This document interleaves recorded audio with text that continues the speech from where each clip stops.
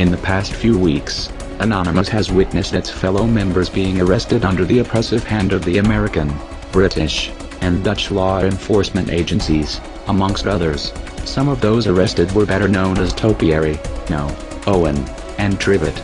This is a message to the Federal Bureau of Investigation and other law enforcement agencies around the globe. You cannot arrest an idea. In the past few days, Anonymous has shown its power in retaliation against arrests, organizing a boycott against PayPal that dropped eBay stocks by 4.6%, equal to $2,047,185,000 US. The complete humiliation of Mantek, a government contractor that works for the FBI, and in more recent actions, by infiltrating 77 websites of law enforcement agencies, collecting a grand total of 10 GB of private law enforcement data and correspondence. If you swing a mace into Anonymous's innards, we will engulf it.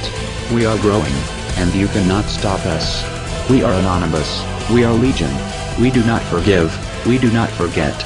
To the unjust law enforcers, expect us.